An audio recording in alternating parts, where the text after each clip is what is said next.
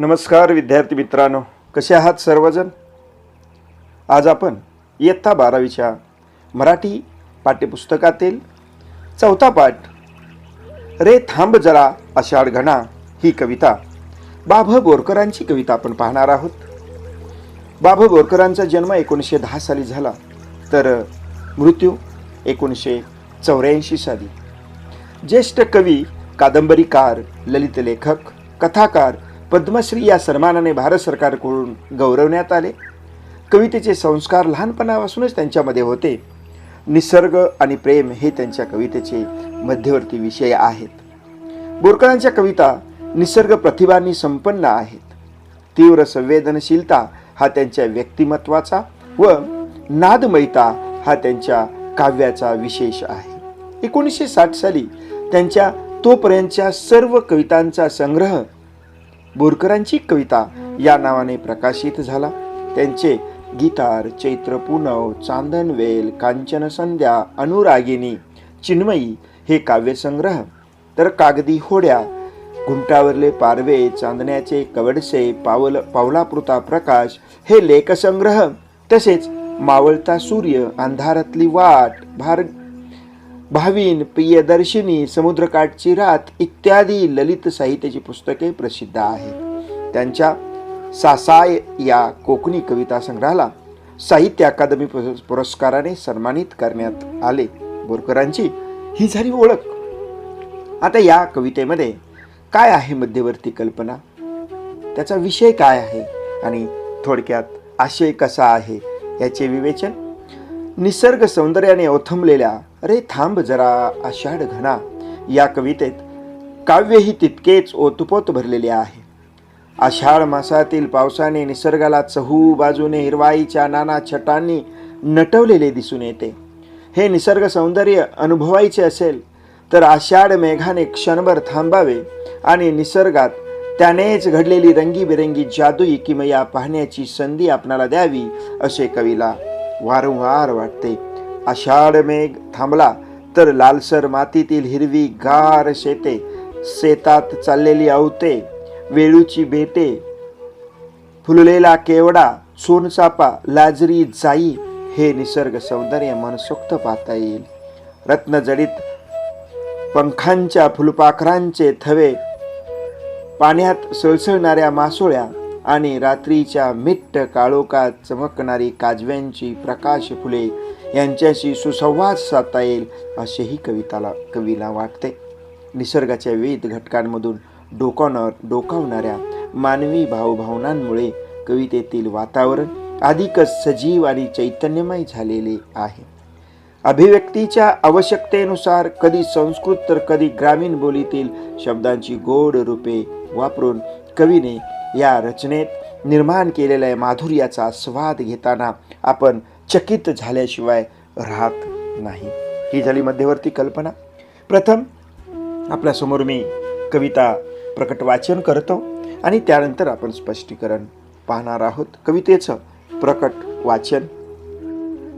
रे थांब जरा आषाढ घना, बघू दे दिठी भरून तुझी करुणा. रे थांब जरा आषाढ घना, बघू दे दिठी भरून तुझी करुणा. कोमल पाचूंची ही शेते, प्रवाळ माती मधली यावते, इंद्रनीळ वेळूंची बेटे, या तुझ्याच पदविन्यास खुणा. रे थांब जरा आषाढ घना. रोमांचित ही गंध केतकी, फुटे फुली ही सोन चंपकी. लाजून या जाईच्या लेकी, तुझ चोरून बघती पुन्हा पुन्हा. रे थांब जरा आषाढ घना. रे थांब जरा आषाढ घना.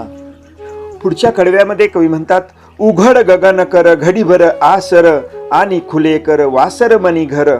वाहू दे या तव किमे येवर, कोळ्या नव्या हळदुव्या उन्हा. रे थांब जरा आषाढ घना. रे थांब जरा आषाढ घना. कणस भरू दे जीवस दुधाने, देठ फुलांचा अरळ मधाने. कंठ खगांचा मधुगानाने, आणित शहारा तृणपर्णा. अरे थांब जरा आषाढ घना. थांब जरा आषाढ घना. आश्लेषांच्या तुषार असनी, बिहून पिसोळी थव्या थव्यांनी रत्न कळा उदळीत मध्यांनी न्हानोत इंद्र वर्णात वना रे थांब जरा आषाढ घना रे थांब जरा आषाढ घना. चैत्र पुनव या काव्यसंग्रहातील ही कविता आणि कवितेतील शेवटचं कडवं आहे. काळो कातील पीत आसवे पालवीत उमलता का काजवे करू दे मज हितगुज त्यासवे निरखित जळातील विधुवदना रे थांब जरा आषाढ घना थांब जरा आषाढ घना. कवितेच्या प्रकट वाचनानंतर आता आपण पहिल्यापासून कवितेचा आशय बघणार आहे. लेखकाने निसर्गाबरोबर सुसंवाद साधला आहे. पाऊस नुकताच पडून गेला आहे. आषाढ महिना चालू आहे. निसर्ग हिरवाईने ओतंबून भरलेला आहे. सगळीकडे हिरवाईच्या नाना छटा दिसून येत आहेत. कवीला हे निसर्ग सौंदर्य डोळे भरून पाहायचे आहे. या उत्कट इच्छेपोटी तो आकाशातील पाण्याने भरलेल्या ढगाला म्हणजे आषाढ घन असे संबोधतो व जरा वेळ थांबण्याची विनंती करतो आहे. या पडणाऱ्या पावसाने मुक्त हस्ताने उधळलेले हे सौंदर्य मला डोळे भरून पाहू दे अशी इच्छा कवी रे थांब जरा आषाढ घना या काव्यामध्ये करतो आहे. पुढच्या कडव्यामध्ये शेते जणू कोमल पाचूंच्या रत्नासारखी दिसत आहेत. ही हिरव्या रंगाची शेते न्याहाळण्याची आहेत. तसेच शेतातील मातीला कवी प्रवाळाची उपमा देतो. प्रवाळ हे आपल्याला समुद्राच्या तळाशी सापडतात आणि प्रवाळ म्हणजे पोळे म्हणजे रत्न. पोळे हे लालसर रंगाचे आहेत म्हणून लाल मातीत कवी पोळ्यांची उपमा देतो. तर ही शेतातील माती लालसर कळीदार असून त्यावर नांगरणी झालेली आहे. कवी बांबूंच्या बेटांना इंद्रनीळ म्हणजे रत्नाची ही उपमा कवितेमध्ये देत असलेले पाहायला मिळते. या सर्व निसर्गाच्या जणू पाऊल खुणाच आहेत असे कवींना वाटते. या ठिकाणी कवीने पाऊल खुणांसाठी पदविन्यास खुणा असा शब्दप्रयोग केलेला आहे. या पाऊल खुणा न्याहाळायच्या आहेत पण अजून पाऊस थांबला नाही म्हणून कवी म्हणतात अरे थांब जरा आषाढ घना. पुढे कवी म्हणतात मानवी भावभावनांचे आरोपण काही घटकावर करतो. केतकीला आनंद झाला आहे व आनंदाने ती रोमांचित झाली आहे. सोनचाफा तर नुसता डुलू लागला आहे. जाईच्या नाजूक कळ्या म्हणजे जणू तिच्या लेकीच त्या पुन्हा पुन्हा लाजून पाहत आहेत. त्या जणू तारुण्यात पदार्पण करणाऱ्या युवतीच भासत आहेत. हे सर्व कवीला पाहायचं आहे पण त्यासाठी पाऊस थांबायला पाहिजे. हे घना तू थोडा वेळ विश्रांती घे आणि सूर्याच्या घराचे दार उघड. सूर्याच्या घरासाठी कवी वासरमणी घर वासर म्हणजे सूर्य या निसर्ग सौंदर्यावर हळदीचे कोळे ऊन वाहू दे यासाठी आषाढ घना थोडा वेळ तू थांब अशी विवंचना विनंती करतो आहे. निसर्गातील प्रत्येक घटकाबद्दल कवीला आत्मीयता वाटली आहे. जिव्हाळा वाटतो आहे आणि त्यापोटी तो दिवस म्हणजे पौष्टिक दुधाने कणसे भरून जाऊ दे अशी विनंती पावसाला कवी करत आहे. फुलांचे देठ हळुवार अशा मदानी भरावे आणि हे सर्व पाहून पक्षी आपल्या मधुर गायनाने गातील तेव्हा गवतही नाजूक शहरेल असे कवीला वाटते. पुढे कवी आश्लेषा नक्षत्राचा उल्लेख करतो. हे नक्षत्र 27 नक्षत्रांपैकी एक पावसाचे नक्षत्र आहे. हे श्रावण महिन्यात येते. या महिन्यात पाऊस रिमझिम पडतो म्हणून कवी या पावसाला तुषार स्नान असे संबोधतो. या तुषारामध्ये उडत असलेली फुलपाखरे जणू तेजस्वी रत्नेच उडत असल्याचा भास होतो. इथे इंद्रवर्ण हा शब्द आलेला आहे. इंद्रवर्ण म्हणजे सप्तरंगी इंद्रधनुष्य होय. या सप्तरंगात न्हाऊन निघालेली फुलपाखरे कवीला पाहायची आहेत पण पाऊस काही थांबायचे नाव घेत नाही म्हणून कवी म्हणतात अरे थांब जरा आषाढ घना. मला हे सर्व सौंदर्य पाहू दे. शेवटच्या कडव्यामध्ये कवी एक आशादायक चित्र आपल्यासमोर उभे करतो. आता रात्र झालेली आहे, सर्वत्र काळोख आहे, सगळीकडे लुकलुकणारे काजवे दिसत आहेत. काळोखांची अश्रू पिऊन टाकून आता प्रकाशाची फुले उमलणार आहेत.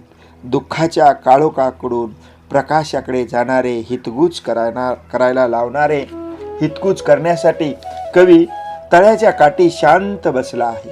कवीचे तळ्यात पडलेले प्रतिबिंब दिसत आहे. कवी चंद्राला विधुवदना या शब्दाचा शब्द प्रयोग करतो. अशा शांत वातावरणात चमकणाऱ्या काजव्यांची प्रकाश फुले त्यांच्या संवाद साधायचा असल्याने कवी वारंवार आषाढ घनाला विनंती करतो आहे, अरे आषाढ घना थांब जरासा. कवितेचा आशय सांगून या ठिकाणी संपलेला आहे.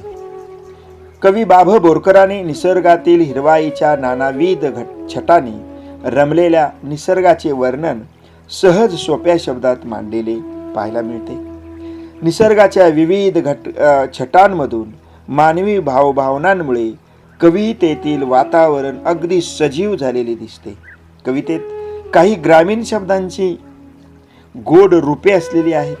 खाली काही शब्द व त्याचा अर्थ दिलेला आहे, समजून घ्या. शब्द ग्रामीण शब्द आहेत.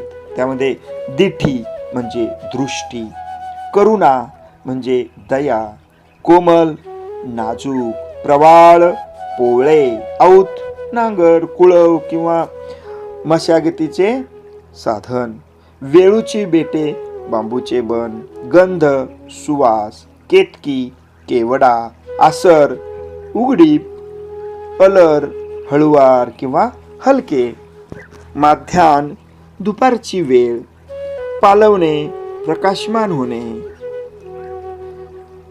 विधुवदना म्हणजे चंद्रबिंब. कविता अभ्यासताना या शब्दार्थांचा विद्यार्थी मित्रांनो तुम्हाला नक्कीच फायदा होईल. अर्थ समजून घ्या, कविता समजेल.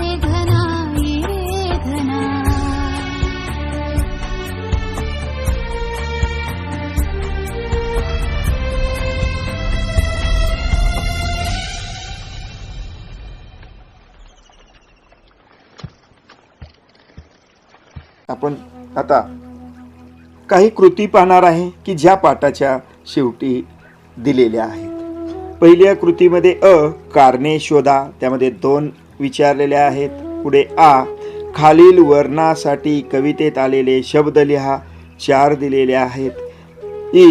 एका शब्दात उत्तरे द्या, 3 दिलेले आहेत. खाली कृती लिहिलेल्या आहेत. त्यामध्ये कवीने आषाढ घनाला करायला सांगितलेली कामे कोणतीही 4 सांगा. आणि 2 आषाढ घन घडीभर थांबल्यावर घडणाऱ्या गोष्टी 4 सांगायच्या आहेत. कृती 2 जोड्या लावा, अ गट ब गट, प्रत्येकी 4 मुद्दे दिलेले आहेत. खालील ओळींचा अर्थ लिहा, एक कोटेशन दिलेला आहे. 4 मध्ये काव्य सौंदर्य लिहा. 5 रसग्रहण करा, खालील ओळींचे रसग्रहण करा, 2 कोटेशन दिलेले आहेत. 6वी कृती आहे अभिव्यक्ती, त्यातल्या आहे आषाढातील पावसाचा तुम्ही घेतलेला एखादा अनुभव शब्दबद्ध करा.